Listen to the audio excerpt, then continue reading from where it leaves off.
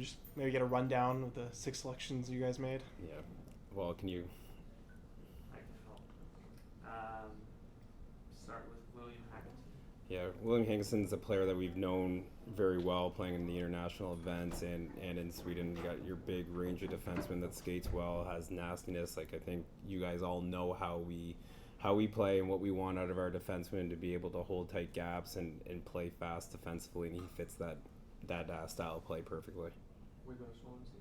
Wiggo Sorensen is probably a name that maybe not too many people are familiar with, given that the league that he plays, but we kind of look at that as very similar to guys coming out of Minnesota high school hockey. They get the opportunity to play for the U.S. development program. He got to play for the national teams, and every single tournament started earning a little bit more ice time, and when you're able to go from a lesser league and go up to the top leagues and just be able to adapt, like, that's saying something. And I think it goes to his hockey sense, his ability to play hard, ability to play fast, and a centerman that was snapping pucks back against the best of the best in the April tournament. So this is a player that has a all around game that suits what we're looking for when we're trying to draft forwards. Zach Lansard, almost in a similar type of mold in terms of that gritty, competitive, but also with a high skill level. This is a kid that kept on getting better and better every single year, and throughout the year this year, the ability to hold onto the puck and defend guys and get him on his back hip while also being able to see the open man. Mikey Burchild played for the development program. I guess kind of keep repeating myself in terms of the stylistic of players. Smart, competitive, drives the net, likes the little under the stick move as he's driving the net, so he's able to read the spacing. He's not afraid to, despite being a little bit on the shorter side of things, but just plays hard and plays smart. Ryan Fedorov comes into OHL as a rookie, wins Rookie of the Year, backstopping Ottawa to deep in the playoffs. Just had probably one of the, I think it was the third best year in the last 10 years in terms of rookie save percentage. He just stops the puck. It doesn't matter that he's a little bit on the shorter end. The ability to read the game, to go to the side-to-side movements, just had an unbelievable season. So Jovanovski, another one of our goalie coaches' targets for us playing in Guelph. We'll get the opportunity to backstop Guelph this upcoming year in the Memorial Cup. Powerful side-to-side movement, really athletic, a little different in terms of the type of goalie because he's more 6'4", but somebody that our goalie coaches really loved the power and balance and movement that he had. Before we go any further, do you know how many are coming to development camp? Everyone will be at development camp but Sorensen. I guess the last couple of years, obviously, you've been using the first round pick to move back into the second round. Is that becoming kind of a trend now? And I don't know if it's a strategy for the organization or not? Yeah, I think every year we go into, like, we started with 4 picks this year. So now to be able to turn those 4 picks into 7 and then still be able to get guys that we're excited about. So when you're picking deeper in the draft, it's trying to maximize your draft chart, and by being able to trade down a little bit, get multiple picks, we're able to come away with more value. How quickly are you guys have an idea that you might be willing to trade back? How soon does that kind of come to fruition?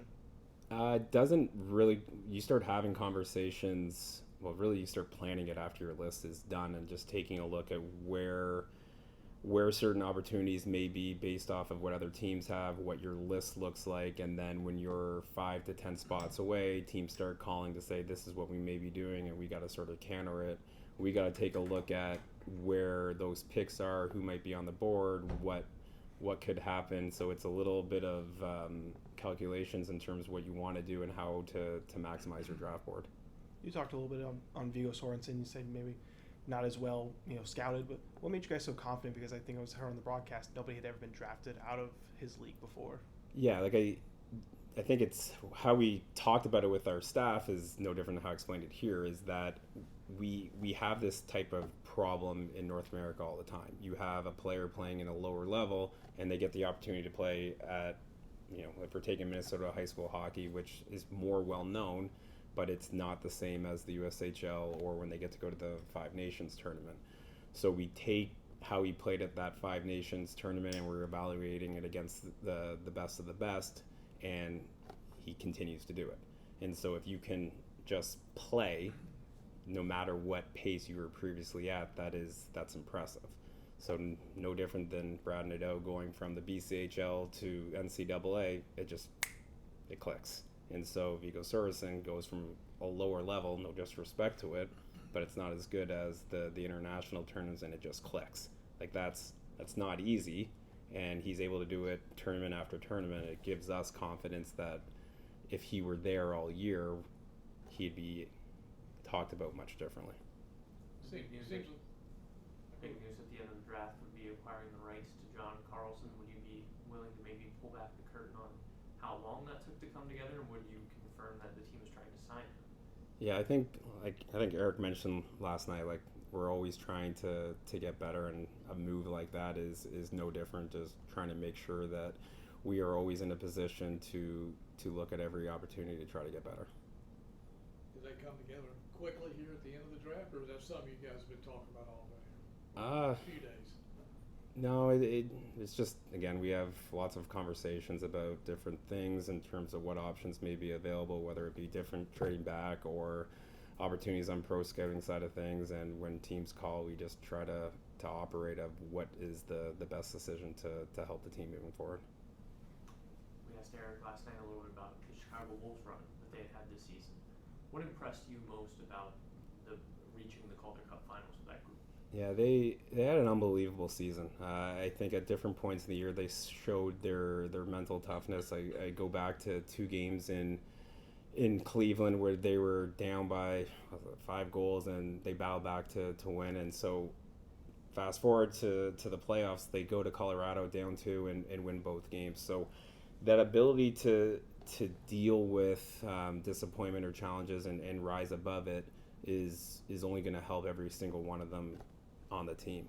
And you look at the age of Chicago versus some of the other teams in the playoffs, and it's again speaks to the quality of players and the work that the coaching staff and the development staff have done, which should give the Caniacs more excitement of the players that are coming.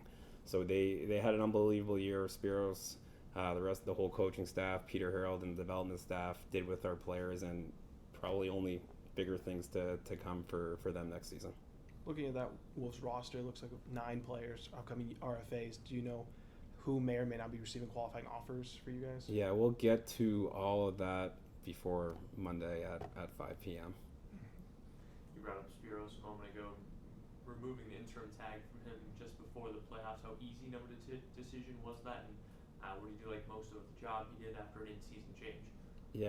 Yeah, so I guess the first part, it was pretty easy to go through it. Obviously not enjoyable to get into that situation to begin with, but Spiros was able, along with Dan and Zach, to have a great season. And I think the public probably saw a little bit into how Spiros communicates with some of the videos that the Chicago Wolves tweeted out, and the style and his ability to connect with the staff, with the players, and that only sort of enhanced as he was given the opportunity to be the head coach. So the ability to clearly communicate what he expects out of the players, what they need to do, and to create some of that motivation are probably his biggest strengths.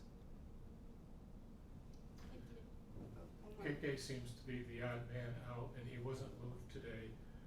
Could you share what the organization's plans are for him in the future? I think some of those things may or may not get sort of worked out here. Like we'll sort of evaluate what happened today as we go through July 1, and we'll again try to always do what we think is sort of the best thing for the organization to get better. Thank you, Darren.